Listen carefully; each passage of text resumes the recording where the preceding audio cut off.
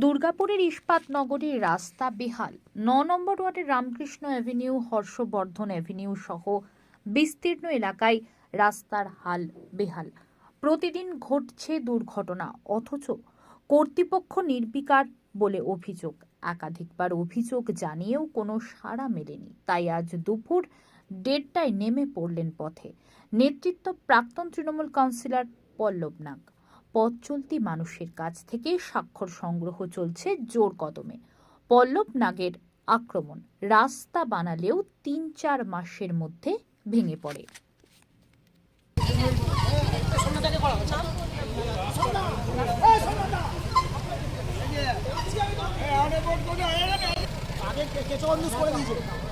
জানি আমাদের জন্মতে দেখেছে।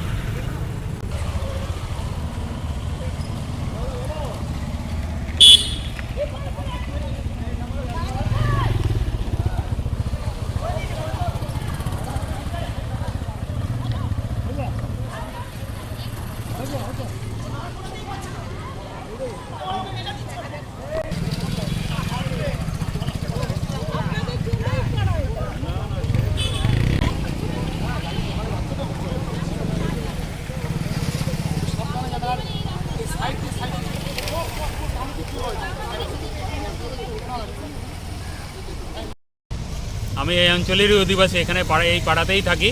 তাই এখানে রাস্তাঘাটে যে অবস্থা হয়েছে, পুরো 2 হাত থেকে 3 হাত পর্যন্ত গাড্ডা, এবং বর্ষাকালে প্রায়শই প্রতিদিনই জলে ভর্তি থাকে। তার ফলে প্রচুর লোকজন বিভিন্ন রকমভাবে পড়ে যাচ্ছে, মহিলারা আহত হচ্ছে, হসপিটালাইজড হচ্ছে। আমাদের তাদের নিয়ে দৌড়াতে হচ্ছে প্রতিদিন অটো আর টোটোতে করে। এবং ম্যানেজমেন্ট যে ধরনের কাজকর্ম করছে তাতে আমরা বিভ্রান্ত যে এই ধরনের কোনো ভালো কাজই হচ্ছে না। এবং বারবার আমরা অনুনয় বিনয় করে রাস্তাঘাটগুলো সারানোর জন্য বলছি, তারা কোনো রকমভাবে ভূক্ষেপ করছে না। আমরা এই তীব্র প্রতিবাদ জানানোর জন্য আজকে সাধারণ মানুষকে নিয়ে পথে নেমেছি এবং তাদেরকে নিয়ে আমরা সহিসাবুত সংগ্রহ করছি। পর আরও বেশি রকমভাবে আমরা আমাদের দাবিগুলো যেন পেশ করতে পারি। পুরো টাউনশিপ জুড়েই আছে, পুরো টাউনশিপ জুড়েই এরকম অবস্থা। আমরা যেই রাস্তাতেই যাই সেই রাস্তাতেই আমরা একই রকম অবস্থা দেখতে পাচ্ছি। বিভিন্ন রাস্তা দিয়ে, গলির ভেতর দিয়ে আমরা পালিয়ে এখন বিভিন্ন রাস্তা ধরছি, এমন অবস্থা হয়েছে। আপনার নাম? সোমনাথ দত্ত।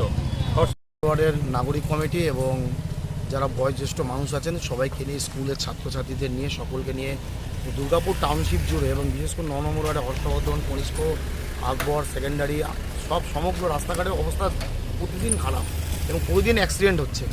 তাই আমরা আজকে সবাইকে নিয়ে আজকে সই সংগ্রহ করলাম। কালকে আমরা দুর্গাপুর নগর নিগমের যিনি মুখ্য আধিকারিক আছেন তাকে আমরা এগুলো জমা দেবো, যে দুর্গাপুজোর আগে যেন রাস্তাঘাটগুলো আবার থেকে ভালো হয়।